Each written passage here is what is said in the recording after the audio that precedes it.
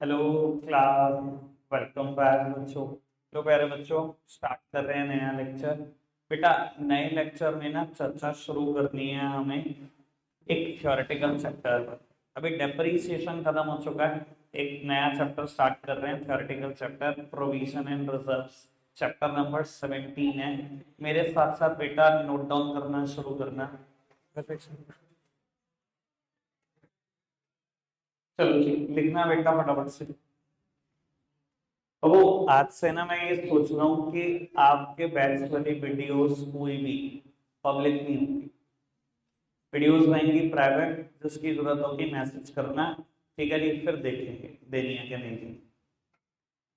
Babu, chapter number 17, provision and reserves. Provision and reserves लिखना शुरू करना बेटा।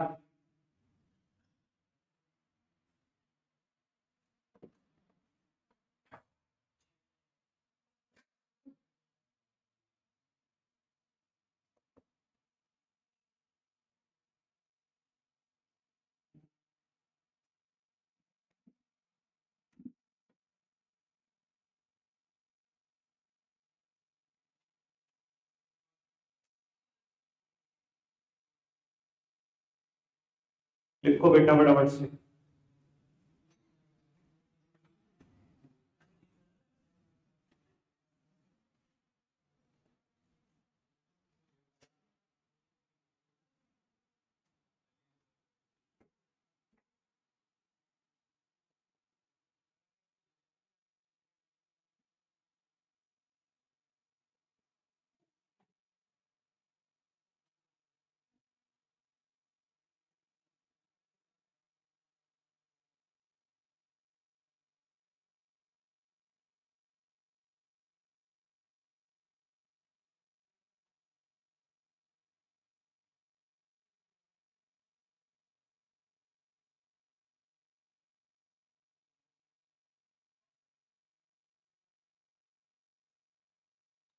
तो पुत्र, कितना नोट डाउन करना फटाफट से बेटा। दो ही टॉपिक हैं इस पूरे चैप्टर में, आज ही शुरू करेंगे, आज ही खत्म करेंगे। एक टॉपिक का नाम है प्रोविजन, दूसरे का नाम है रिजर्व। आराम से समझते हैं इनके बारे में। सबसे पहला टॉपिक है प्रोविजंस। क्या होते हैं बेटा प्रोविजंस? वो मैंने लिखा, provisions are provided to meet the known liabilities of the business. बेटा, आप क्या करते हो, अपने प्रॉफिट्स में से एक अमाउंट को सेट असाइड करते हो फॉर द नॉन लायबिलिटी, उसको बोलते हैं प्रोविजन। मैं अपने प्रॉफिट को कम कर रहा हूं, प्रॉफिट में से एक अमाउंट सेट असाइड कर रहा हूं, अलग निकाल के रख रहा हूं, क्योंकि बेटा मुझे पता है एक लायबिलिटी है जो मेरे पास फ्यूचर में आने वाली है, उससे बोलते हैं बेटा प्रोविजन। और तो प्रोविजन के हजारों एग्जाम्पल हो सकते हैं, कई हजारों एग्जाम्पल, पर बेटा धीरे धीरे करके हम एक एक दो दो करके बेटा इस चैप्टर में 7-8 के बारे में चर्चा जरूर करेंगे। तो वो सबसे पहले लिखा है, प्रोविजन है provided to meet the known liability. इसको समझाने के लिए बेटा मैं एक प्रोविजन का एग्जांपल लिख देता हूं। सबसे पहला एग्जांपल है provision for taxation. Provision for taxation, लो उत्तर समझना चाह रहे इसको, क्या है प्रोविजन फॉर टैक्सेशन? बेटा, 1 अप्रैल से लेकर 31 मार्च तक मेरा फाइनेंशियल ईयर है। जब ये फाइनेंशियल ईयर खत्म होता है बेटा, इसके 6 महीने के अंदर अंदर मुझे बेटा टैक्स जमा करना होता है इंडियन गवर्नमेंट को। ठीक है जी। मैं कहता हूं बेटा, अभी ना आपका बिजनेस चले हुए 6 महीने हुए हैं, इस साल के 6 महीने बीते, आपने ना बेटा 50 लाख रुपीस अर्न करके, और आप एक कंपनी हो, कंपनी के ऊपर 30% टैक्स। आपने 50 लाख कमा लिया, आपको पता लग गया कि 50 लाख कमा लिए, अब सरकार को कितना टैक्स देना पड़ेगा इस 50 लाख पे? 15 लाख। आपने क्या करा बेटा, चुपचाप से 15 लाख रुपए इस प्रॉफिट में से 15 लाख रुपए निकाले, अलग रख दिए बेटा बाबू, उस बैंक अकाउंट में रख दिया, और उस बैंक अकाउंट का नाम रख दिया अपने समझने के लिए प्रोविजन फॉर टैक्सेशन। क्या हुआ ये बेटा, अपने प्रॉफिट में से एक अमाउंट को मैंने सेट असाइड करा फॉर द नॉन लायबिलिटी। ये मेरी नॉन लायबिलिटी है, मुझे पता है फ्यूचर में आएगी आएगी, तो मैंने क्या करा, प्रॉफिट में से एक अमाउंट को अलग निकाला बेटा, एक अलग बैंक अकाउंट में रख दिया, उसका नाम रख दिया बेटा प्रोविजन फॉर टैक्सेशन, कि पैसा मैंने टैक्स के लिए अलग निकाला। और वो अगले 6 महीने और बीते और इस 6 महीने में बेटा आपने 60 लाख रुपए कमा लिया, पता लग गया जी 18 लाख और देने पड़ेंगे सरकार को, देने चाहे कुछ दिनों के बाद है पर देने तो है, 18 लाख और निकाल के रखने पड़ेंगे बेटा। इस 60 लाख में से आपने 18 लाख और निकाले, उसी बैंक अकाउंट में डाल दिए। अब बेटा उस बैंक अकाउंट में पैसे हो गए 33 लाख। जिस दिन आप अपनी इनकम टैक्स ऑडिट करा लोगे, 30 सितंबर से पहले पहले कराना होता है किसी चार्टर्ड अकाउंटेंट से ऑडिट, जिस दिन आप अपने अकाउंट ऑडिट करा लोगे उसमें 33 लाख रुपए जमा कर दोगे बेटा गवर्नमेंट ऑफ इंडिया। कोई दिक्कत कोई परेशानी तो नहीं, समझ में आई बेटा? प्रोविजन की डेफिनेशन अच्छे से क्लियर हो गई, ठीक है? Provision are provided to meet the known liabilities of the business, या अपने प्रॉफिट में से एक अमाउंट को सेट असाइड करना for the known liability is provision. कोई दिक्कत कोई परेशानी तो नहीं, आगे बढ़े बेटा। दूसरी बात हमने लिखी, एक सेकेंड बेटा, दूसरी बात हमने लिखी provisions are charge against profit. मतलब मैंने, आप देख रहे होंगे इन्वर्टेड कॉमास में हाईलाइट किया हुआ है चार्ज अगेंस्ट प्रॉफिट को। इसका क्या मतलब बेटा, provision are charge against profit, मतलब प्रॉफिट हो तो भी प्रोविजन बनाए जाते हैं, लॉसेस हो तो भी बेटा कंपनियां प्रोविजन बना लेती हैं। सुन लेना बेटा काम की बात। चार्ज अगेंस्ट प्रॉफिट का मतलब ये है प्रॉफिट हो तो बनाना ही बनाना है, लॉस हो तो भी बनाना ही बनाना है। एग्जाम्पल देता हूं, क्लियर करता हूं इसको समझाने के लिए एक और नया example. Provision for replacement of asset, provision for replacement of assets, क्या ये क्या चीज? Provision for replacement of asset. लो मैं समझाता हूं। बाबू आपकी कोई कंपनी है जो बेटा 1 अप्रैल समझ लो 2020 में हुई, ठीक है बेटा? इसने क्या किया, या एक काम करते हैं इसको थोड़ा सा डेट और पुरानी ले लेते हैं बेटा। 1 अप्रैल 2010 को गई, इसने ना बेटा 2010 में एक एसेट खरीदी थी बेटा 10,000 करोड़ की, ठीक है? और वो बेटा उसकी लाइफ है समझ लो 14 साल, और बेटा ये 14 साल पूरे हो रहे हैं 31 मार्च 24, 31 मार्च 24 को ना आज आपने फिर 10,000 करोड़ की एसेट खरीदी, इसकी लाइफ है 16 साल, यानी कि 31 मार्च 40 तक इसकी लाइफ है, या लाइफ को 20 साल कर लो, 31 मार्च 2044 तक इसकी लाइफ है। 10,000 करोड़ की एसेट खरीदी। अब मेरी कंपनी बहुत अच्छा से जानती है कि अगर मैंने 31 मार्च 24 को आज एसेट खरीदी है और 31 मार्च 44 को दोबारा खरीदनी पड़ेगी, तो एक साल में मुझे कभी भी इतने प्रॉफिट नहीं होते कि मैं उस साल के प्रॉफिट से 10,000 करोड़ की एसेट खरीद लूं। कभी भी नहीं होते इतने प्रॉफिट एक साल में। बेटा मेरी कंपनी के ना दिमाग में ये आया कि 10,000 करोड़ रुपए निकालने हैं कितने सालों के बाद? 20 सालों के बाद। तो हर साल एक काम करते हैं, 500 करोड़ का ना प्रोविजन बनाते रहते हैं अपने प्रॉफिट्स में से। ना एक काम करते हैं, हर साल 500 करोड़ रुपए निकालेंगे, अलग बैंक अकाउंट में डाल देंगे। दूसरे साल प्रॉफिट होगा, फिर 500 करोड़ निकालेंगे, बैंक अकाउंट में डाल देंगे। तीसरे साल फिर 500 करोड़ निकालेंगे, बैंक अकाउंट में डाल देंगे। करते करते 20 साल बाद ये एसेट जीरो हो जाएगी और मेरे पास 10,000 करोड़ नए तैयार पड़े होंगे। हाथों हाथ में क्या करूंगा, एक नई एसेट खरीद लूंगा। तो बेटा आपने एक प्रोविजन बना रखा है, provision for replacement of asset. Asset को रिप्लेस करने के लिए आपने एक प्रोविजन बना रखा है, ठीक है जी? और मैं कहता हूं प्यारे बच्चों, हुआ क्या, 2 से 3 साल के बाद आपको ना लॉसेस आ गए, उस साल प्रॉफिट नहीं है। अब क्या करोगे? फंस गए बेटा। यहां पर मैंने लिखा था प्रोविजन क्या है, चार्ज अगेंस्ट प्रॉफिट, कि प्रॉफिट हो तो बनाना ही बनाना है, लॉसेस हो तो भी बनाना पड़ेगा। अब आपकी मजबूरी क्या, आपको पता है 20 साल बाद नहीं निकलेंगे पैसे, क्या करूं? चाहे लॉस हुआ है, कहीं से पैसे मांगो या कुछ भी करो, लोन लो, ये 500 करोड़ तो अलग निकाल ही दो। ये आपको अलग निकाल के रखना ही रखना है, लॉसेस हैं तब भी, प्रॉफिट हैं तब भी। कोई दिक्कत कोई परेशानी तो नहीं? दोनों प्रोविजन के नाम से क्लियर हुए। प्रोविजन फॉर टैक्सेशन क्या चीज है, provision for replacement of asset क्या चीज है, और जनरल प्रोविजन का मतलब क्या है। आगे बढ़ाएं बात को। बेटा तीसरी बात भी मैंने लिखी हुई है, provision are made as per prudence concept और एज पर कंजर्वेटिव्स। बेटा हमने बहुत सारे अकाउंटिंग प्रिंसिपल पढ़ रखे हैं, ये थियोरेटिकल लेक्चर चैप्टर नंबर 3 में मैंने समझाया था। कंजर्वेटिव्स और प्रूडेंस है तो मतलब एक ही, और मैं हमेशा इसको समझाता हूँ। सबसे पहले इसका हिंदी मीनिंग लिखता हूँ।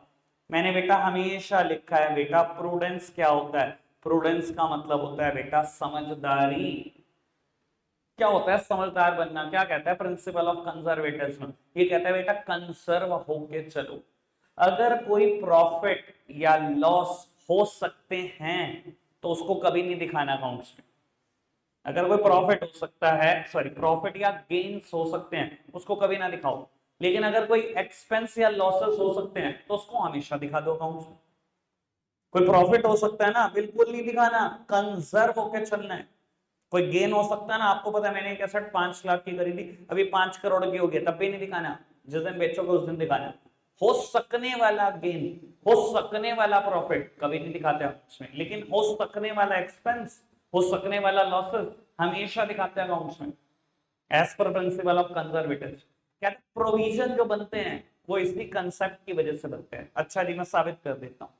बेटा मैं एक और एग्जांपल में प्रोविजन ऐड कर रहा हूं, नाम है provision for bad and doubtful debt. Provision for bad and doubtful debts. लो जी सुनना बाबू, आपने ना एक कन्फेक्शनरी शॉप चला रखी है और बेटा आप उधार बांटते रहते हो, लिबरल उधार देते हो, जो मर्जी ग्राहक आ जाए जितना मर्जी उधार मांगे दिए जा रहे दिए जा रहे। एक साल बाद कॉपी उठाकर देखी, डेटर हो चुके हैं बिजनेस के 1,000 और एवरेजली सबके ऊपर 1,000 रुपए का उधार है। किसी पे 200 का, किसी पे 2,000 का, एवरेज उधार 1,000 रुपए और 1,000 ही कस्टमर है, मतलब मोटा मोटा उधार 10 लाख रुपए। आज जब आपने कॉपी उठाई ना और टोटल किया तो आपका दिमाग हिल गया और आपको समझ में आ गया कि पूरा पैसा तो वापस कभी नहीं आएगा। जब इतना कस्टमर पे उधार चढ़ जाता है तो पूरा कभी नहीं आता। कुछ तो होंगे ना बेटा जो कभी दुकान पे अब मुड़ के नहीं आएंगे, कभी पैसा वापस नहीं आने वाला। तो बेटा आपने क्या किया, आज एक प्रोविजन बना लिया और उस प्रोविजन का नाम रखा provision for bad and doubtful debts. बेटा provision for bad and doubtful debts, ये वर्ड कहीं और से नहीं, डेटर से बना है। मेरे वो डेटर जो बैड हो जाएंगे या अभी डाउटफुल हैं कि जो पैसा देने से मना करते हैं। आपने बेटा 10 लाख में से 50,000 रुपए का प्रोविजन बना दिया कि मुझे डाउट है 50,000 रुपए मर जाएंगे। आपने 50,000 अलग निकाल के रख लिए कि अगर ये पैसे मरे तो मैं यहाँ से कोप अप कर लूंगा, इस बैंक अकाउंट से कोप अप कर लूंगा जिसमें मैंने 50,000 पहले ही डाल के। अब मैं क्या कर रहा हूं बेटा, हो सकने वाला लॉस, क्या पता पूरे आ जाए 10 लाख। मेरी कैलकुलेशन है ना, ये लॉस होगा मुझे 50,000 का, हो सकने वाला लॉस मैं अकाउंट्स में दिखा रहा हूं, नाम रख रहा हूं provision for bad and doubtful date. हो सकने वाली इनकम नहीं दिखा सकते, ये हो सकने वाला लॉस है। ये मैं किस कंसेप्ट के हिसाब से दिखा रहा हूं? As per prudence, as per conservatism. कोई दिक्कत कोई परेशानी तो नहीं? तीनों लाइन समझ में आई? तीनों लाइनों को समझाने के लिए मैंने अलग अलग प्रोविजन के एग्जांपल दे दिए। अभी तक कोई दिक्कत कोई परेशानी? अच्छे से क्लियर? आगे बढ़ जाए। चलो जी बाबू, किसी की कोई प्रॉब्लम है पूछ सकता है, नहीं तो बढ़ रहे हैं बाबू। अब हम छोटा सा नया टॉपिक स्टार्ट कर रहे हैं बेटा। टॉपिक का नाम है रिजर्व्स। लिखते जाएंगे मेरे साथ साथ, फटाफट से पहले लिखने वाला काम निपटा।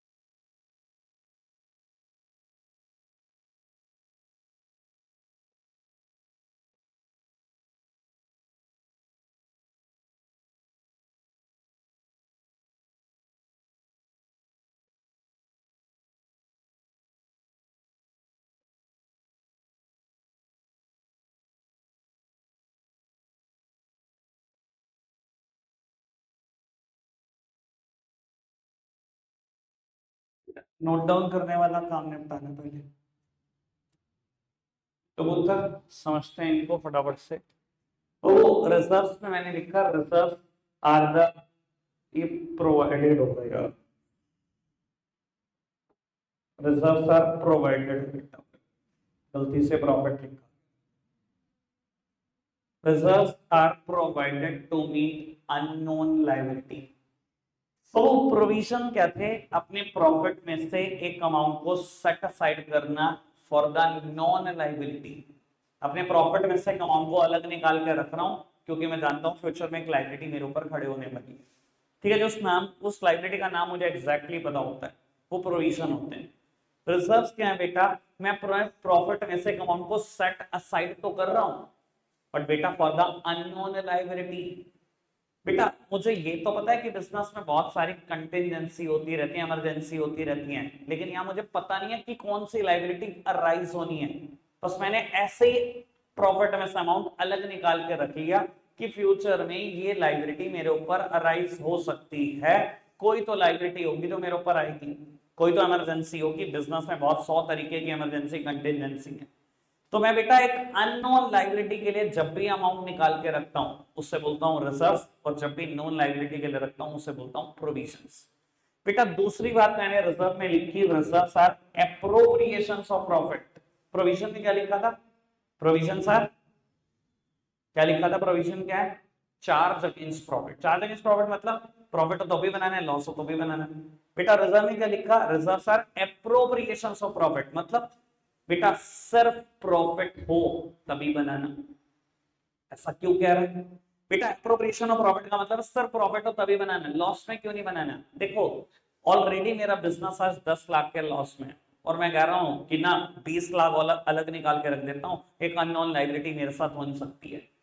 भाई जो चीज अभी हो सकती है उसके चक्कर में लोन उठा लू, पहले से मेरा बिजनेस लॉस में चल रहा है, जो चीज अभी हो सकती है उसके चक्कर में अगर आज पैसे उठा लोगे, ये कौन से समझदारी कर रहे हो।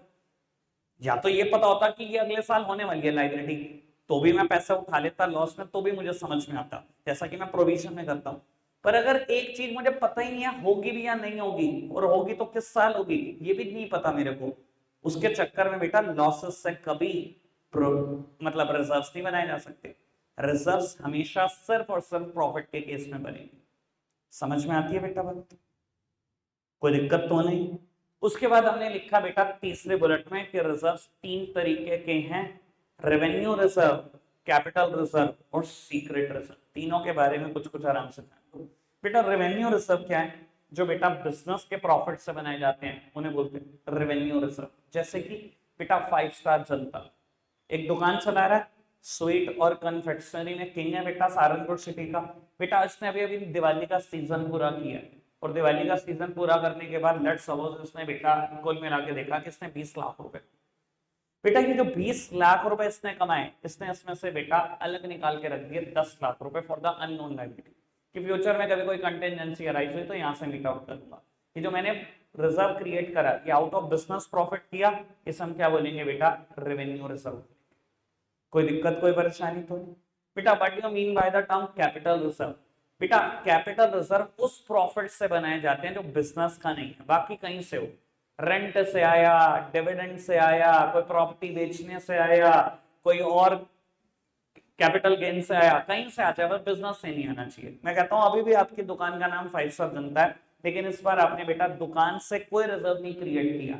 आपने क्या किया, एक लैंड पड़ी हुई थी आपकी मुंबई, आपने बेटा वो करोड़ की खरीदी थी, आज बेटा 10 करोड़ की बिकी है, 9 करोड़ रुपए प्रॉफिट जनरेट करा, उससे आपने 2 करोड़ रुपए अलग निकाल के रख दिए बेटा फॉर द अननोन लायबिलिटी। ये जो है बेटा ये कैपिटल रिजर्व है, क्योंकि बिजनेस के प्रॉफिट से नहीं बना, किसी और सोर्स से बना। क्लियर बात, बिजनेस के प्रॉफिट से बना लो रेवेन्यू रिजर्व, बिजनेस के प्रॉफिट से ना बनाओ किसी और चीज के प्रॉफिट से बना लो तो कैपिटल रिजर्व।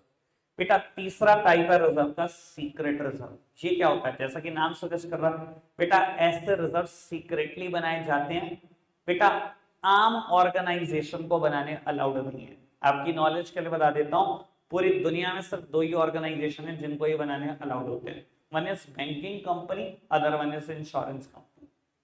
सिर्फ बैंकिंग कंपनी बना रही है, सिर्फ इंश्योरेंस कंपनी बना रही है, बाकी कोई नहीं बना सकता सीक्रेट रिजर्व। क्यों बेटा? तो वो क्योंकि हमें ये गाइडलाइन दी जाती है गवर्नमेंट ऑफ इंडिया की तरफ से कि आपको आपके करेक्ट प्रॉफिट रिप्रेजेंट करने हैं। आप झूठ नहीं बोल सकते, आप अकाउंट्स में धोखाधड़ी नहीं कर सकते, तो हमें तो करना अलाउड ही नहीं है बेटा। बैंकिंग और इंश्योरेंस कंपनी को अलाउड है। मैंने लिखा भी कि कैसे बनाए जाते हैं, by charging excessive depreciation. Example देता हूं, उससे बहुत अच्छे से क्लियर होगा। मान लो बेटा मेरे बिजनेस के प्रॉफिट हुए हैं 8 लाख, सूरज से छोड़ेगा। मेरे बिजनेस के प्रॉफिट हुए हैं बेटा लेट्स सपोज 8 लाख रुपए, ठीक है। और अभी मैंने इसमें डेप्रिसिएशन चार्ज नहीं किया, बाकी सारे खर्चे माइनस कर चुका हूं, 8 लाख रुपए प्रॉफिट, ठीक है। वो मैंने ना एक एसेट खरीदी थी 10 लाख रुपए की, और उसके ऊपर ना डेप्रिसिएशन लगाना था मुझे 10%। 10%, 10 लाख पे डेप्रिसिएशन लगाता, 1 लाख का डेप्रिसिएशन आता। 8 लाख के प्रॉफिट में से 1 लाख का डेप्रिसिएशन माइनस करता, बता देता जी मेरे को नेट में प्रॉफिट हुआ है 7 लाख रुपए। मैंने क्या किया, उस 1 लाख के डेप्रिसिएशन को ना चुपचाप से 2 लाख का कर दिया। प्रॉफिट कितना दिखा दिया? 6 लाख। अब मैं कहता हूँ आम आदमी कितना ही देख ले, उसे सब कुछ ठीक लगेगा, अकाउंट्स में गलती नजर ही नहीं आएगी। वो क्या देखेगा, अच्छा 10 लाख कैसे खरीदी थी, 20% के हिसाब से डेप्रिसिएशन लगाया, 2 लाख लगाया डेप्रिसिएशन, 8 में से 2 गए 6, बिल्कुल ठीक। पर आपने प्रैक्टिकली करा क्या? डेप्रिसिएशन 1 लाख का ही लगाया, चुपचाप से बिजनेस से क्या करा, 1 लाख रुपए का अलग अकाउंट में जमा कर दिया, सीक्रेट रिजर्व बना दिया, जो किसी को नहीं पता, जो सिर्फ आपको ही पता। समझ में आती है बात बेटा? लेकिन मैं जनरल सेंस के हिसाब से लिखूंगा सीक्रेट रिजर्व पर एक बात, not recorded in accounts, not recorded in books of accounts. हाँ जी सर। बेटा सीक्रेट रिजर्व का मतलब क्या है? जो सीक्रेटली क्रिएट किए गए हैं, ठीक है जी। करे तो बिजनेस से किए गए हैं, पर बेटा अकाउंट्स में हेरा फेरी करके करेंगे, अकाउंट्स में एडजस्टमेंट करके करेंगे। कोई आम आदमी देखेगा उसे कुछ समझ नहीं आएगा कि हुआ क्या। जैसे कि मैंने बताने की कोशिश करी, मेरे बिजनेस में प्रॉफिट है 8 लाख, मैं डेप्रीसिएशन दुनिया के सारे खर्चे माइनस करता हूं तभी तो प्रॉफिट निकलेगा। डेप्रीसिएशन मुझे चार्ज करना था 1 लाख, 8 में से 1 चार्ज करता, करेक्ट नेट प्रॉफिट कितना आता? 7 लाख। मैंने क्या किया बेटा, वो उस डेप्रीसिएशन को ना एक्सेसिव दिखा दिया, 1 की जगह 2 लाख का दिखा दिया। अब क्या होगा, 8 में से अगर मैं 2 माइनस करूंगा कितने होंगे? 6। मैंने अपने अकाउंट्स को ऐसे रिप्रेजेंट कर दिया दुनिया के सामने कि 2 लाख का मैंने डेप्रिसिएशन लगाया, 8 में से 2 गए 6 आ गए। जबकि मैंने किया क्या प्रैक्टिकली, वो 1 लाख रुपए जो फालतू डेप्रिसिएशन लगाया, वो 1 लाख रुपए अलग सेट असाइड किए हुए, अलग निकाल के रखे हुए, एडजस्टमेंट कर दी बेटा अकाउंट्स, सीक्रेटली बना के रिजर्व, दुनिया में किसी को नहीं पता लगेगा, वो आप ही को पता लगेगा। क्लियर है बेटा बात? आगे बढ़ सकते हैं बाबू। आखिरी की 2-4 मिनट की बात रहती है और चैप्टर माइंड अप होने वाला है, ठीक है जी। ये वाली बात लिख लो, मुझे लगता है ये आपने नहीं लिखी, बाकी सब लिखा हुआ है, मैं आगे लिखना शुरू कर रहा हूँ, मेरे साथ साथ वो भी लिखना।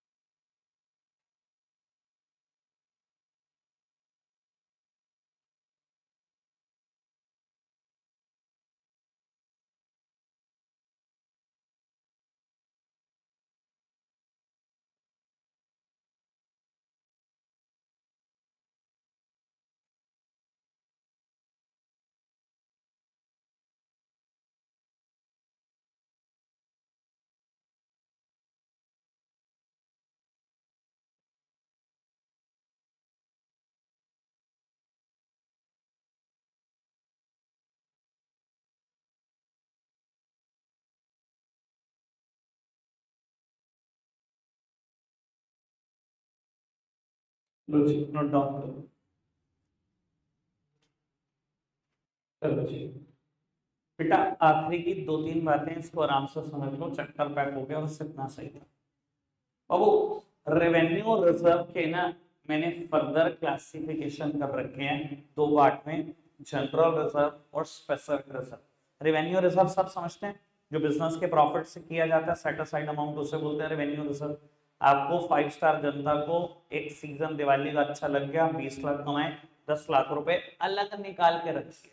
और अगर मुझे ये भी ना पता है कि मैंने किस पर्पस के लिए अलग निकाल के रख दिए, तो बेटा मैं उसको बोल देता हूँ जनरल है। तो अननोन लायबिलिटी पर बेटा बिल्कुल भी पर्पस क्लियर नहीं है। लेकिन अगर बेटा अननोन लायबिलिटी के लिए अलग निकाल के रखे हैं लेकिन पर्पस इज वेरी स्पेसिफिक, तो बेटा उससे बोलता हूं मैं स्पेसिफिक रिजर्व। और ये 3 एग्जांपल से मैं क्लियर कर सकता हूं, एग्जांपल और भी बहुत हो सकते हैं, पर बेटा इनिशियली 3 समझो। सबसे पहले बेटा वर्कमैन कंपनसेशन रिजर्व।